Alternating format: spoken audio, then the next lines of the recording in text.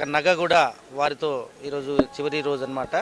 So ఇది అవ్వంగానే అమ్మవారికి సంబంధించిన అనేక పవిత్ర కార్యక్రమాల్లో ఈ నెక్స్ట్ మంత్ ఈ నెక్స్ట్ డే నుంచి కూడా మనకు పవిత్రోత్సవాలు కూడా స్టార్ట్ అవుతున్నాయి. అది మీ అందరికీ తెలిసిందే.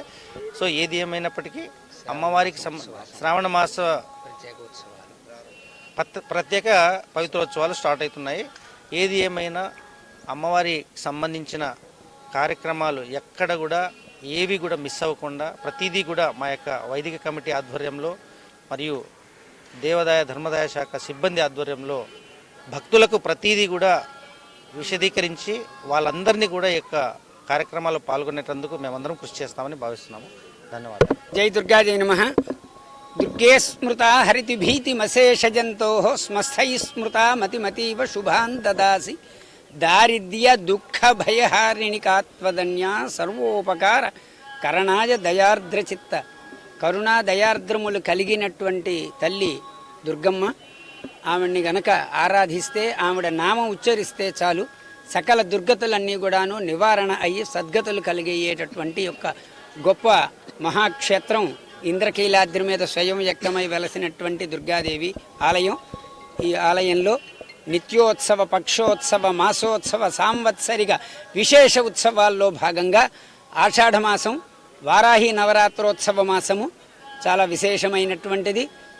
మునులు, ఋషులు అందరూ కూడా యతులు చాతుర్మాస్య దీక్షలు చేసి లోక కళ్యాణం చేసేటటువంటి యొక్క మాసాలు.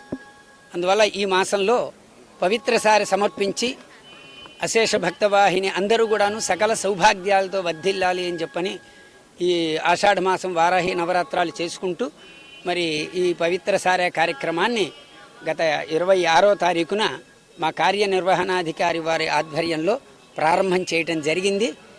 ఈరోజు ఆషాఢ అమావాస్య. ఈరోజు దేవస్థాన వైదిక సిబ్బంది, వేద పండితులు, అర్చకులు, ప్రధాన అర్చకులు, ఉప ప్రధాన అర్చకులు, ముఖ్య అర్చకులు, అర్చకులు, పరిచారకులు మొత్తం అందరూ కూడాను వైదిక సిబ్బంది అందరూ కూడా ఈరోజు అమావాస్య కాబట్టి ఈ రోజుతో సారె సమాప్తి చేయటం జరుగుతున్నది. అందువల్ల ఈ వేద పండితుల యొక్క దీంతో సాయంత్రం 6 గంటల వరకు కూడాను అమావాస్య ఉన్నది కాబట్టి ఈ సారెది సమర్పణ చేసుకోవచ్చు.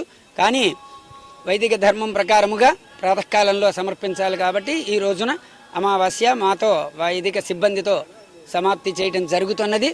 మా కార్యనిర్వహణాధికారి వారు మమ్మల్ని అందరినీ కూడాను స్వాగతించి లోపలికి తీసుకెళ్ళి ఈ సారే సమర్పణ కార్యక్రమం జరుగుతుంది. యథాప్రకారంగా కార్యక్రమాలన్నీ యథావిధిగా జరుగుతూ ఉంటాయి.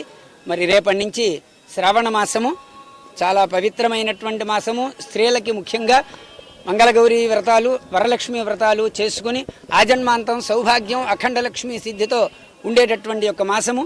ఈ మాసం యొక్క కార్యక్రమాలు రేపటి నుంచి ప్రారంభమయ్యి మరి నెల రోజుల పాటు కూడాను విశేషంగా జరుగుతాయి.